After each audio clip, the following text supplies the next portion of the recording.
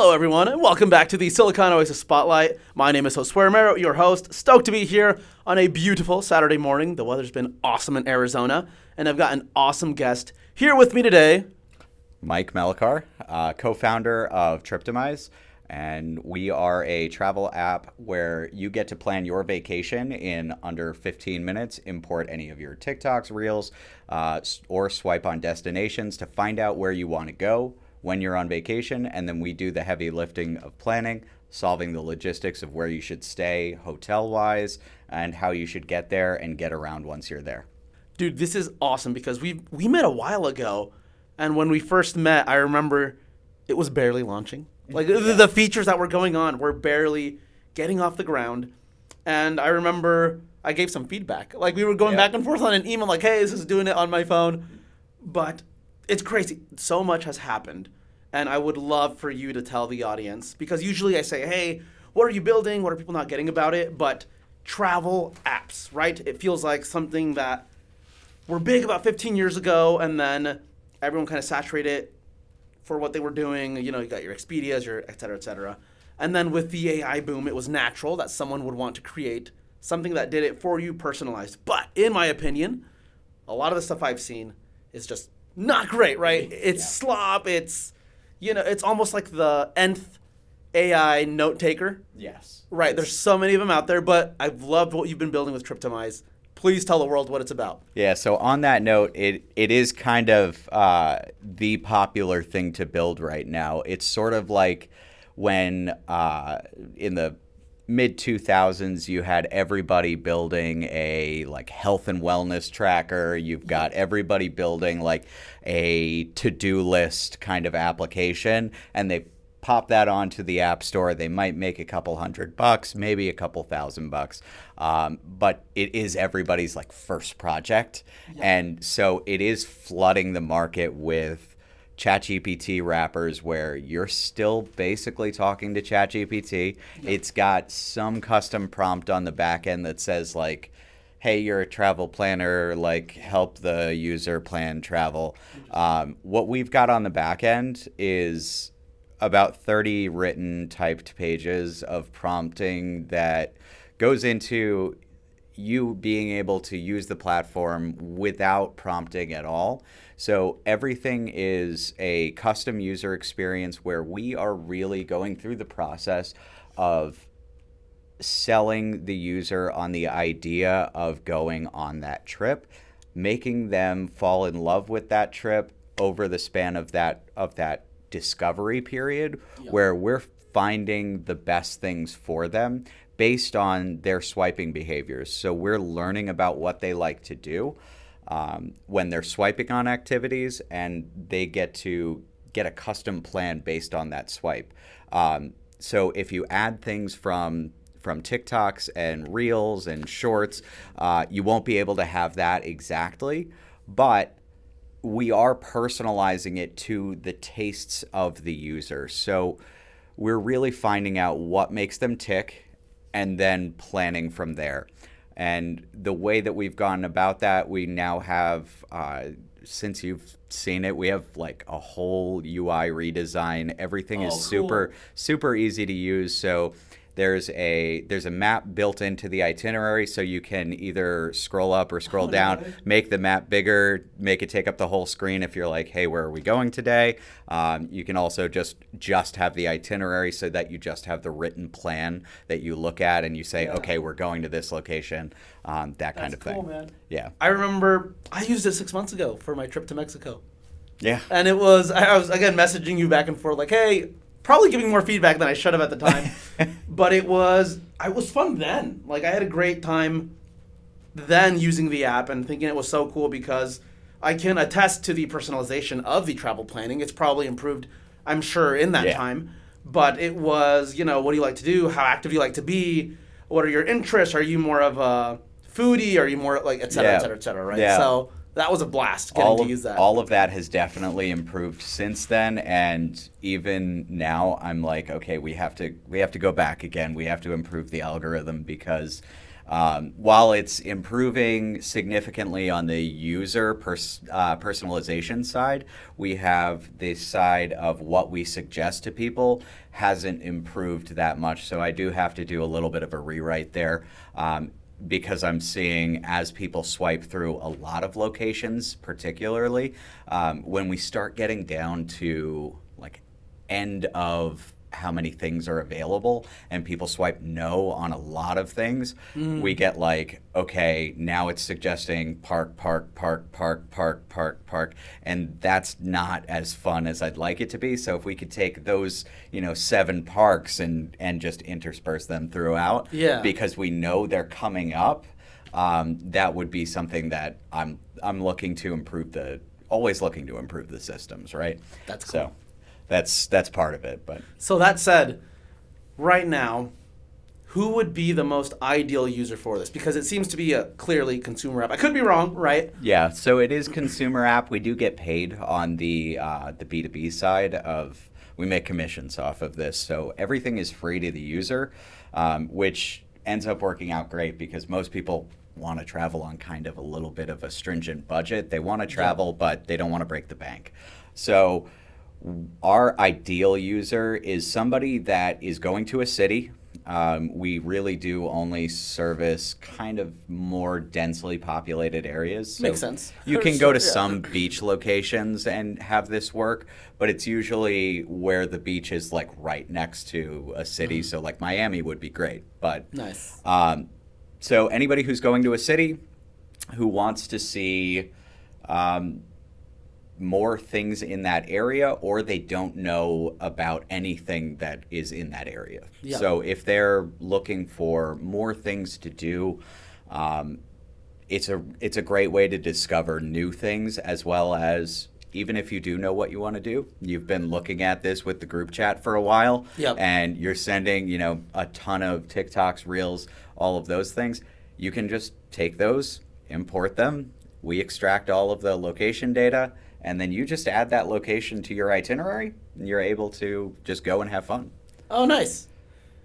And see, I liked it because when I went, or I used it, I guess, it was Mexico City. Yeah. Good amount of recommendations. Are there any big ones where you would say this is where it flourishes, or this is where you would have the best experience right now? Oh, if I had to pick a city specifically, or a couple of cities, I would say your New York cities, your Tokyos, your like anywhere that is super densely populated that has a ton of things that you might not know about. Those are the absolute best because we're picking up on new things where the algorithm really selects as it goes along. And even when I'm doing testing, I'm finding new places. And I went to Tokyo twice in 2024. So cool. Nice. So I am finding new locations all the time that we're really able to just continue to give new things to do to the user.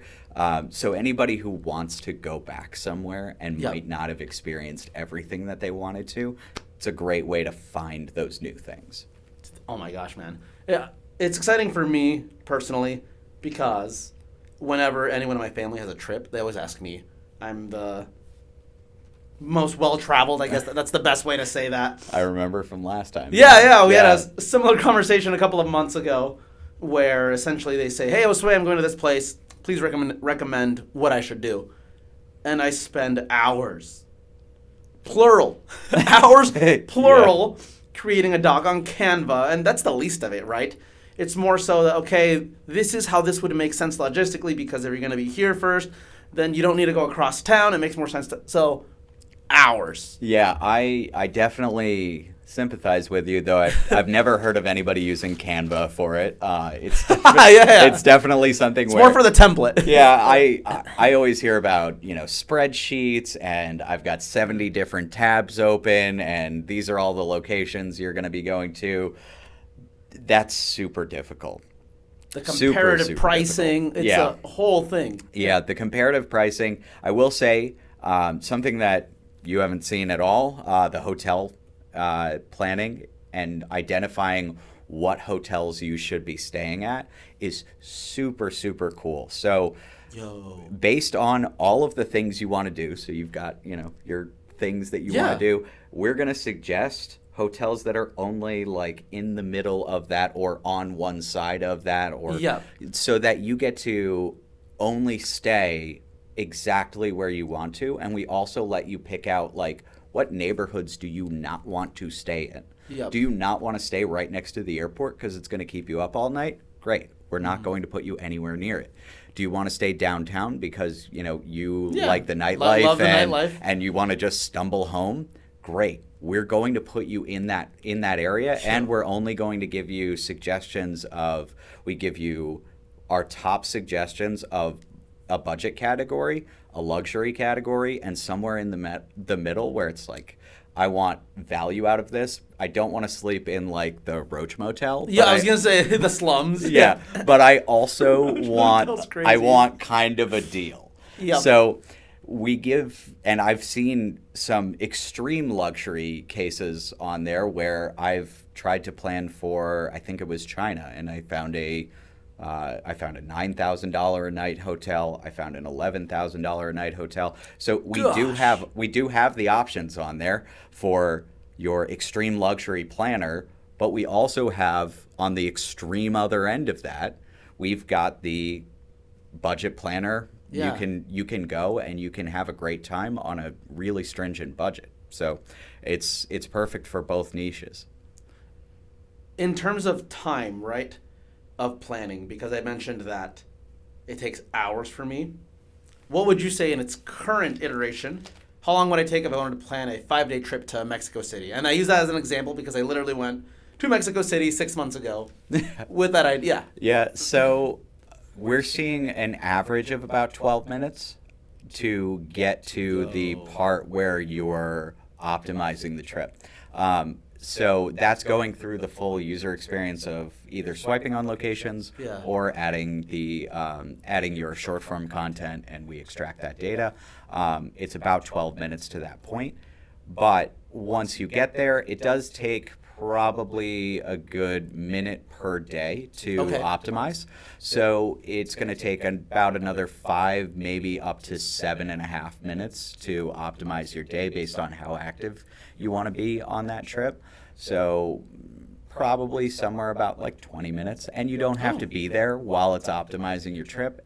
And we're working on the optimization times there because that's one of the very important things to us. As soon as we get like all the way through the process of getting all the information we want, we currently are not calling that information to make that a little bit faster for the users. So we can definitely cut down about 2, maybe 3 minutes out of that process. So we can cut it down a little bit so that we're only seeing maybe a 15-minute turnaround for that instead of about 20. That's so interesting. And I know we've talked about because I like to ask the question, what are people just not getting about what you're building? And we've gone a little bit over of what consumers aren't getting. For me, I'm just like, you save hours. It recommends things I probably wouldn't find on my own if I'm not incorrect there.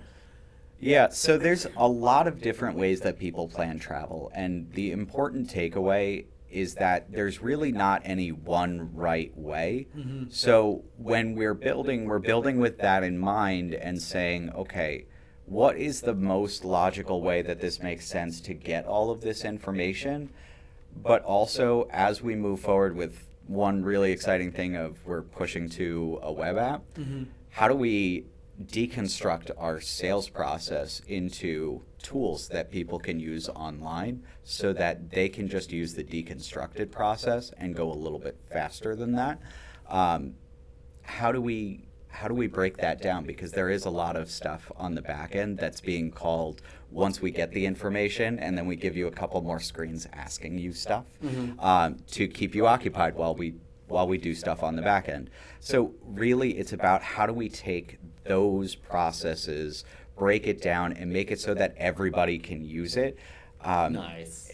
And the one thing that people are not getting is that with all of these ChatGPT wrappers that are going through and planning your trip, those are really they're not the way to service everybody as a travel planner. not everybody is good at prompting what they need. And from our competitors, Layla AI keeps a nice track of how many prompts it takes someone to get a full trip. So if you take the number of messages sent and just divide in the number of trips that have been planned, it's about 14 to 15 prompts that somebody is having to do to get a full trip. And now that's trained on the internet, so it's going to take you to all of the tourist trap destinations, or you're going to have to prompt a lot more to get the level of personalization that we offer at a base level. Nice. So that's what people aren't getting with a lot of these, That was great. Yeah. Plan it yourself, but it's with AI. And it's like, that's cool. But if you can keep it on the back end and make the experience the same for everyone and give everyone the same level, it becomes a lot more of an empowerment tool than type it in and hopefully you get the trip you want. Absolutely love that, man. And I love how you started that off with not everyone plans the same way, and there's no perfect way. Right. So you need to build a solution that caters to how everyone would naturally do it right at their style. That's cool. And I think, and I could be wrong here, hopefully I'm not, but people are starting to realize that AI is just very not personal. It screws up a ton. It doesn't know you at all unless you just spend so much time with it. I like using Copilot personally. Everyone just gives me flack for that, which is funny. I was about to. Yeah, as you should. But I'll say this. It knows me the best. It knows not just, my workflows. Yeah. Political, like everything. It's gotten me down to a T, and I really like using it as a work companion, right? But mostly in the evenings when I'm just firing off ideas. But that said, man, love the answer to what are people just not getting about it.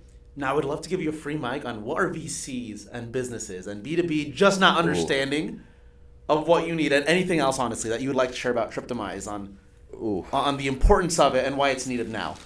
Why it's needed now? I mean, we really haven't had a way to optimize and personalize at this scale. We really haven't had the compute level that we've needed to be able to compare all of these different data points that seem irrelevant. Like the way that someone likes certain things over other things may indicate, like, along with are you a night person or a day person, might indicate something completely almost, we would think it's completely irrelevant.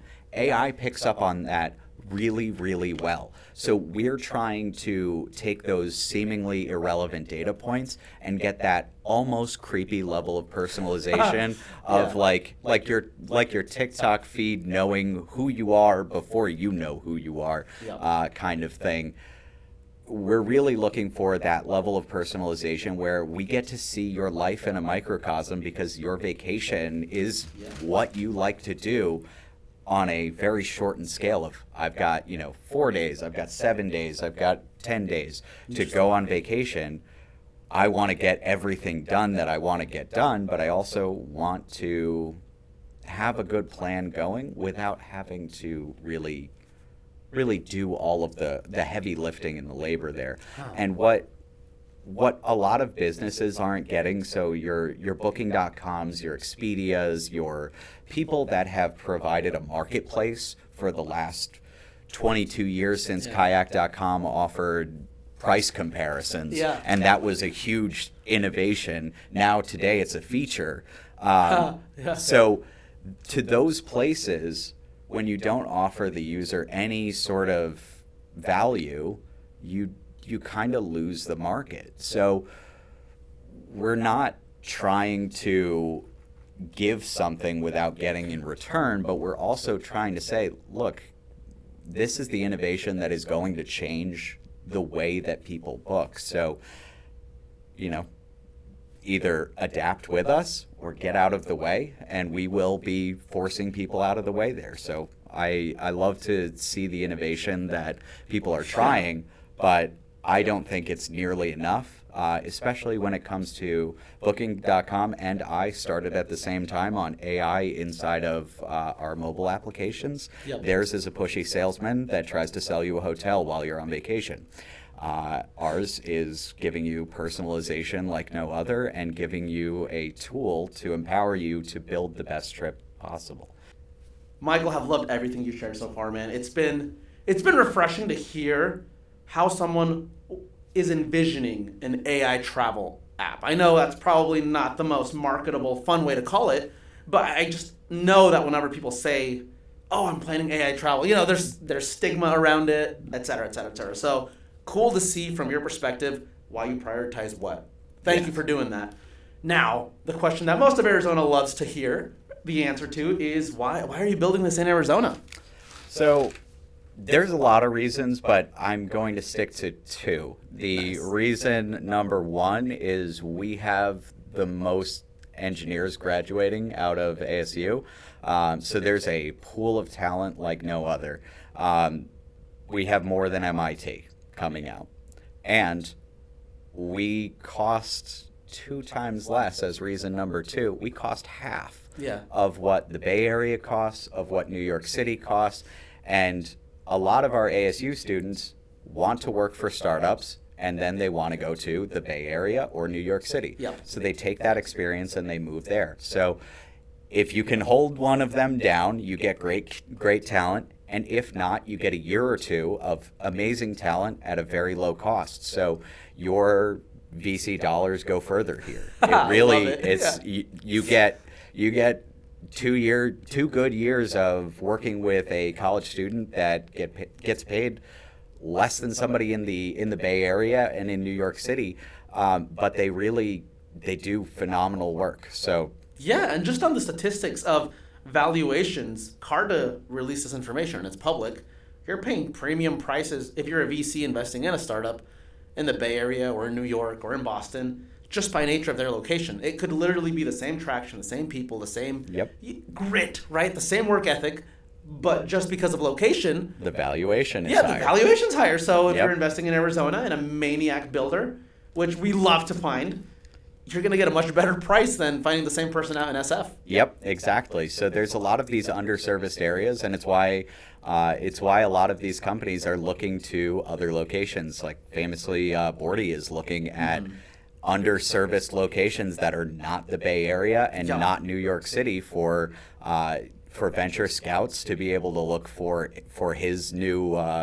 I don't know if I'm calling it his. It's an AI. Yeah, Bordy the AI. Very big on X. Yes, is looking for underserviced locations. So Phoenix is definitely one of those underserved locations where we are rising in the ranks, but typically ignored by VCs. It's funny because it's definitely overlooked.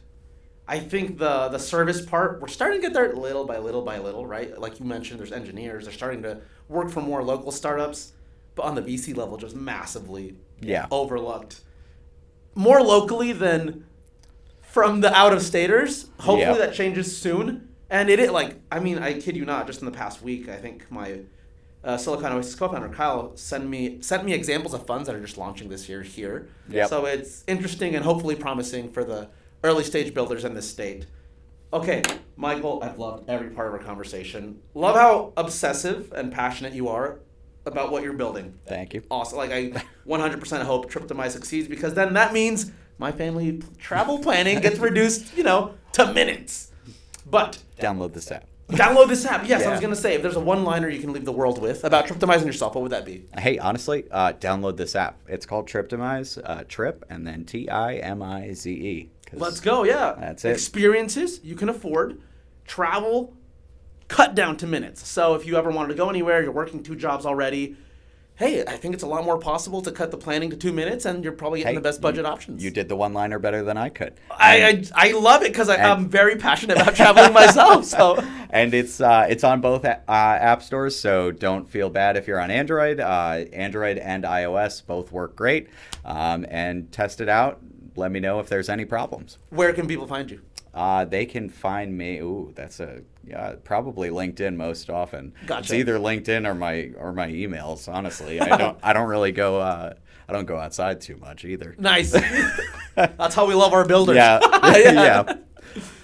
Yeah, it's been great. LinkedIn, okay, cool. Yeah, LinkedIn. Just Michael Melichar on LinkedIn. That's it. Well, Michael, thank you so much for coming on this edition of the Silicon Oasis Spotlight, man. Yeah, thank you. Of course. All right, everyone. That's it for this edition. We will catch you next time. Stay tuned.